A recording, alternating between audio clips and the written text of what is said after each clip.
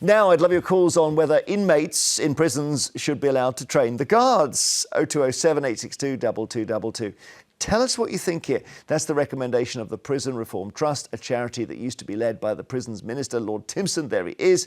Their report, which is based on interviews with prisoners, says it's important for officers to develop rapport with inmates, and one way of doing that is to involve them in the design and delivery of training programs.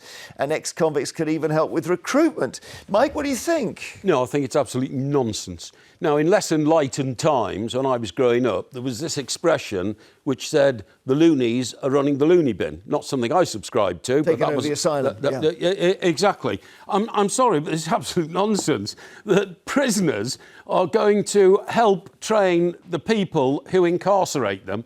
So maybe they suggest to them, I tell you what, just to build up the relationship between the prisoners and the staff, why don't you leave the doors unlocked overnight? And some naive young prison officer, you know, aged about 19 or 20, is training. Because in our liberal times, I think that's a very good idea. We should leave the cells unlocked overnight. I think open prisons do that, don't they?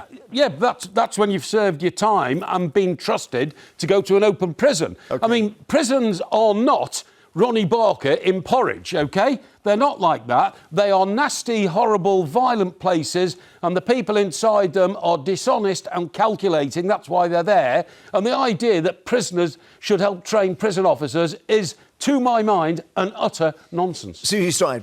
I mean, I massively disagree. I mean, I worked for a number of years with offenders in the community. I worked for a number of years with, you know, helping to prevent young people. It's actually what I wrote my dissertation on, so I'm very passionate about this. And actually the key thing over 20 years of doing that is all about relationship. You build a relationship, you build that that respect with them, where they respect you. And through that, you can help to divert young people away from ever offending again, really? Which is exactly what we want. You know, and we don't want to assign these, I'm going to talk about kids, but, you know, young offenders, you know, young adults. We don't want to say, oh, you made this mistake, and now for the rest of your life, we're going to put you on the scrap heap of life. The fact is, there are very violent prisoners. There are people that deserve to be in prison. Some people need to stay there for the rest of their lives. But there's a whole chunk of people that actually, they're not in that category. Maybe they came from a broken home, maybe they're difficult upbringing, and the fact is building a rapport, building a relationship, maybe through football and big football fan playing football with them. That's fine, but Mike's objection is to the idea that once the inmates train the guards, they could say things like, "Look, occasionally give me the keys." Yes, exactly. Yeah, I mean, I just look again. I don't know about you, but I'm really big on solutions. We need solutions. We've got a crisis in this country. We've got overcrowded prisons. We just let a load of prisoners out early, which I can tell you most of the country are happy about. We've got to deal with this crisis, of locking too many people up, overcrowded prisons, but also this is within the context of we have a massive shortage of staff.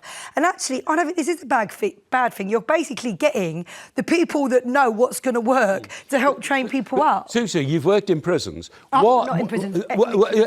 So in our more enlightened and liberal times, when the relationships between prison officers and prisoners has changed dramatically, why are so many prisoners having relationships with prison officers, which has become almost a national epidemic in prisons in our country? It's because this is a big scandal about sexual relationships. Exactly, and it's because the dividing line between a prisoner and a prison officer has been watered away. So the difference is negligible. No, I think actually what that's to do with is the fact that there were massive cuts, they lost loads of staff, and they had to get in all these inexperienced staff. So you've got these people that aren't properly trained, and then you have dodgy things happening. This is part of the solution. This is part of the solution where you actually have good training, good equipment, good upskilling. I agree. But if you work in these services, like if you're a teacher, to be a good teacher, you've got to build rapport with your students. Yes, but you've also got to have the experience to pass that experience on to other prison officers. The only people who should be training prison officers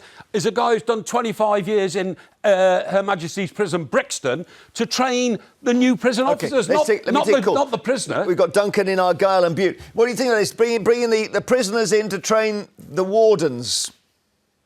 Good morning, Jeremy. How are you today? I'm well, actually, thank you. Nice Monday morning. Yeah. It's very crisp here in Bonnie, Scotland. I bet it is.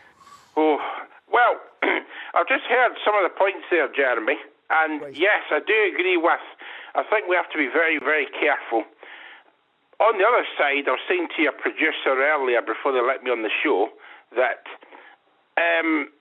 it could provide sort of constructive, I'm going to use the word, constructive job opportunities for before prisoners are on release.